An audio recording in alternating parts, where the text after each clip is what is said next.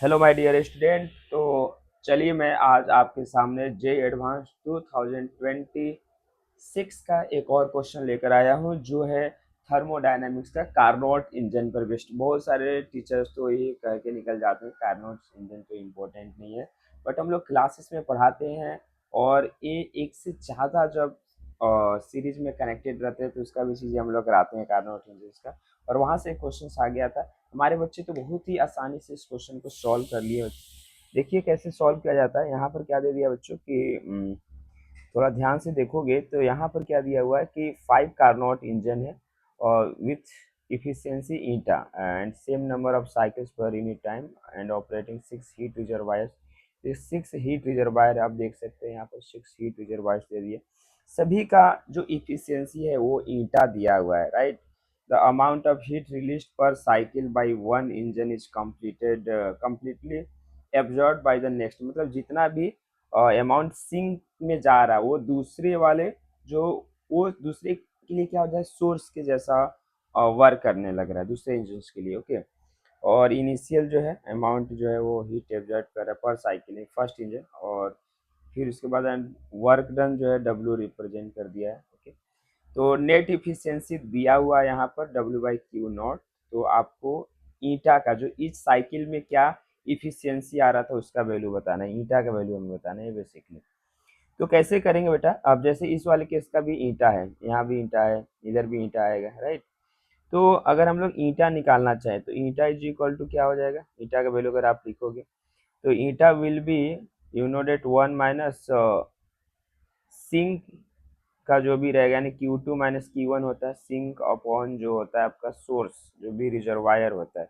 तो आप यहाँ पर देखो 1 माइनस क्या हो जाएगा, ये हो जाएगा आपका Q1 अपॉन कितना हो जाएगा बच्चों, ये Q0 हो जाएगा। ओके। तो ये आ जाएगा Q1 - Q0। तो यहाँ से आप देखो ये आ जाएगा Q1 by Q0 is equal to 1 minus eta. So Q1 will be equal to 1 minus eta into कितना हो जाएगा Q0, ये Q1 आएगा। सिमिलरली आप अगर आप Q0 फाइंड आउट करना चाहते हो, Q0 कैसे फाइंड आउट करोगे, सॉरी Q2 फाइंड कैसे आउट करोगे।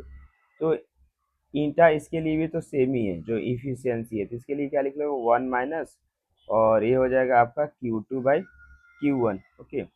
तो यहाँ से अगर हम लोग बात कर दें तो जो आपका Q2 का वैल्यू हो जाएगा वो कितना हो जाएगा 1 माइनस एन इंटू कितना हो जाएगा Q1। सो ये आ जाएगा Q2 will be equal to 1 minus n का होल स्क्वायर इंटू कितना हो जाएगा, ये आ गया आपका Q0 आ जाएगा। तो ऐसे आपका टर्म में बढ़ते रहेगा। वैसे यहाँ पर अगर हम लोग बात कर दें यहाँ से एन का वैल्यू आएगा, वैसे Q3 का बात कर दिया जाए बच्चों तो Q3 भी ऐसे ही आएगा। वैसे ही अगर आप Q5 का बात करोगे तो ये क्या हो जाएगा 1 माइनस एन का पावर 5 इंटू Q0। आप देख रहे हो यहाँ पर 2 है तो यहाँ पर स्क्वायर था, और यहाँ पर 1 था तो यहाँ पर पावर 1 है, यहाँ पर 5 रहेगा तो पावर कितना हो जाएगा बच्चों 5 हो जाएगा, Q0 हो गया। तो अगर इस पूरे सिस्टम को मैं ऐसा कर दूं कि दो में कन्वर्ट कर देता हूँ बेटा, ये हो गया आपका Q0, और लास्ट का जो फाइनल इसको मैं ले लेता हूँ बच्चों, ये Q5 ले ले रहा हूँ, और पूरा सिस्टम इसको मैं ईटा नेट बोल दे रहा हूँ। ओके। तो ईटा नेट का फॉर्मूला आप क्या लिखोगे, eta net will be equal to 1 minus Q5 upon Q0। तो बच्चों आपको यहाँ पर 1 माइनस और Q5 का वैल्यू आप ये सब्सटीट्यूट कर दो, 1 माइनस ईटा का पावर 5 अपॉन कितना इंटू कितना आ जाएगा Q0 अपॉन Q0। Q0 और Q0 क्या हो जाएगा, कैंसिल आउट हो जाएगा। और इंटरनेट का वैल्यू दिया हुआ है, आप इंटरनेट का वैल्यू जब आप ध्यान से देखोगे तो इंटरनेट ये दिया हुआ है, इंटरनेट 211/243 दे दिया है। तो आप इसको लिख सकते हो 211/243 इज इक्वल टू 1 माइनस जो हो जाएगा आपका ईटा का पावर कितना हो गया 5 हो गया। ओके। 1 माइनस ईटा का पावर 5 को एक साइड में कर दो इधर, और इधर हो जाएगा आपका 1 माइनस 211/243। अब इसको थोड़ा और सॉल्व करोगे तो यहाँ से क्या मिल जाएगा 1 माइनस ईटा का पावर 5 इज इक्वल टू ये हो जाएगा 32/243, और 32 को 2 का पावर 5 लिखते हैं बच्चों, और 243 को 3 का पावर हम लोग क्या लिखते हैं 5।